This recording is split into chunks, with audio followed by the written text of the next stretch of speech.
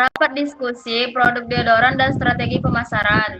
Tanggal 15 Oktober 2023, waktu 10 sampai 11.30 waktu Indonesia Barat, tempat ruang rapat utama kantor pusat. Peserta CEO Pak Fada, Sekretaris Bu Aziza, bagian pemasaran Ibu Tere, bagian industri Ibu Fani, bagian keuangan Ibu Moza, dan staf perusahaan Ibu Raisa sebagai perwakilan tim operasional. Selamat pagi Bapak dan Ibu, mari kita mulai rapat hari ini. Agenda utama adalah diskusi mendalam tentang produk deodoran baru kita, termasuk status produksi, inovasi produk, dan strategi pemasaran yang efektif. Pak Fadal, silakan memimpin rapat ini. Terima kasih Bu Ziza. Baiklah tim, sebelum kita masuk ke detail, saya ingin ingatkan bahwa deodoran ini adalah produk unggulan kita. Untuk tahun depan, ini bukan hanya deodoran biasa, tapi juga ramah lingkungan dengan bahan alami seperti ekstrak bambu dan tea tree oil yang efektif melawan bau badan hingga 60 jam. Kita harus pastikan produk ini bisa bersaing dengan merek besar seperti Axe dan Rexona. Bagian industri, bagaimana status produksi saat ini? Apa tantangan? Baik, terima kasih Pak Fadal. Selanjutnya Ibu Fani. Terima kasih Pak Fadal. Produksi sudah on track. Kami sudah lakukan uji coba di pabrik kecil selama 2 bulan terakhir. Dan hasilnya sangat positif. Efisiensi bahan baku naik 20% dibanding produk lama, dengan tingkat limbah yang berkurang signifikan. Namun, tantangannya adalah skala produksi besar. Saat ini kapasitas kita hanya 5.000 unit per bulan. Tapi target pasar membutuhkan 10.000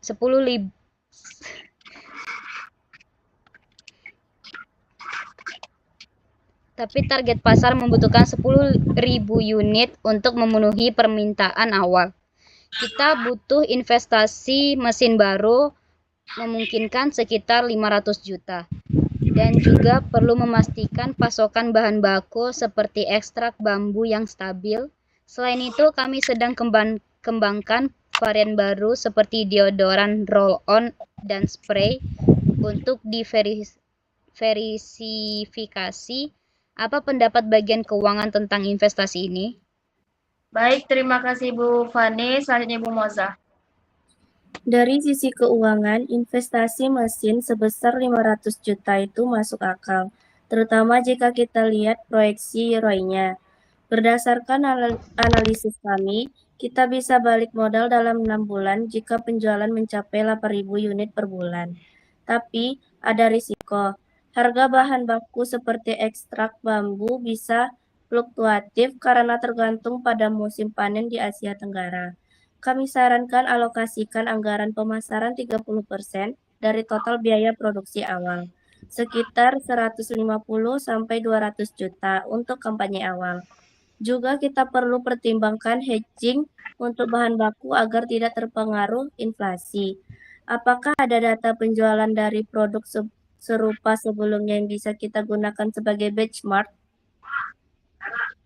Baik, terima kasih Bu Moza. Selanjutnya Pak Fadal. Bagus Bu Moza. Ya, data dari deodoran lama kita menunjukkan penjualan naik 15% saat kita tambahkan elemen alami. Sekarang ke pemasaran.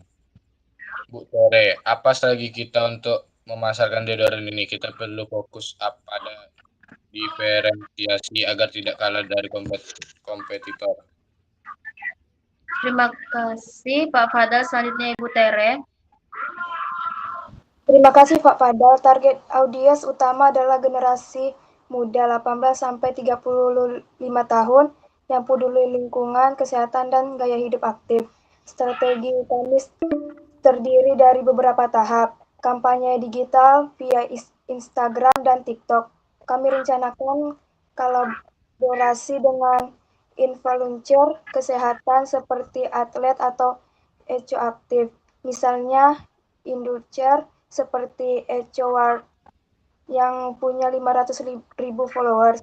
Bisa promosi dengan konten edukasi tentang manfaat alami. Deodoran ini promosi di toko offline dengan display hijau ramah lingkungan seperti stand di supermarket, bisa besar bundling dengan produk skincare, kita seperti lontion tubuh untuk kores seling dan meningkatkan nilai keranjang belanja. Sampling di mall adalah kampus dengan demo langsung untuk menarik perhatian. Anggaran awal 200 juta dengan fokus pada konten edukasi dan testimonial. Pengguna kami juga rencanakan survei online untuk mengukur awareness sebelum launching. Tetangganya adalah persaingan di digital, spell, kita perlu konten yang viral. Apa saran dari tim lain?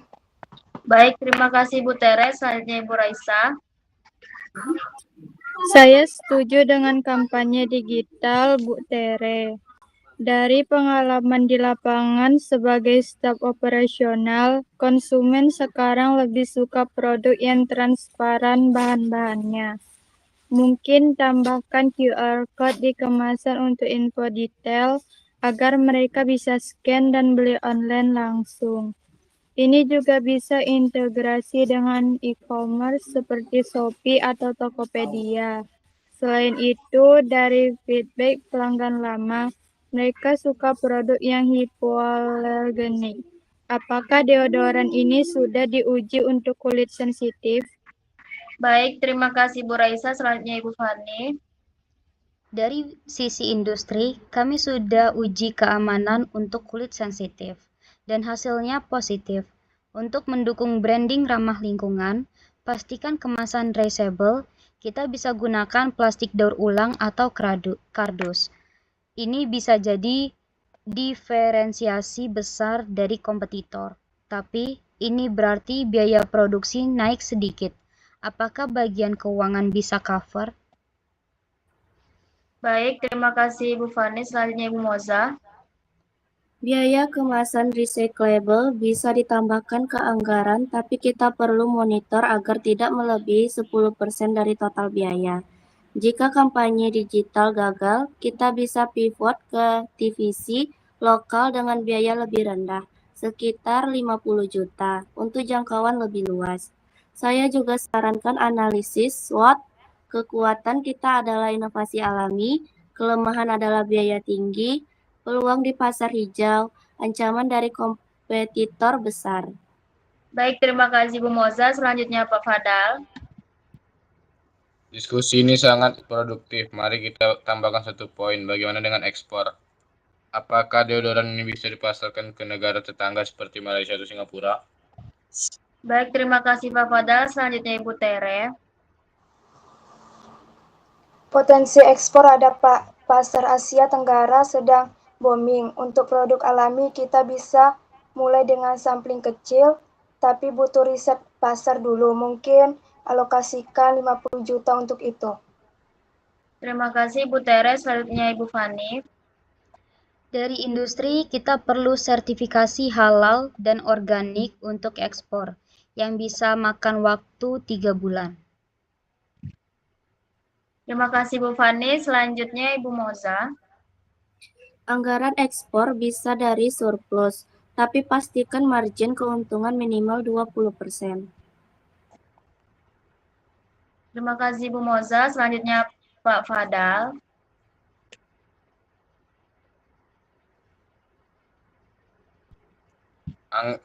Anggaran ekspor bisa dari surplus, tapi pastikan margin keuntungan minimal 20%.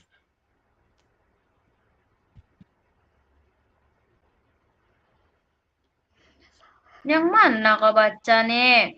Baca yang terakhir. Yang bawahnya, woi. Mana angko?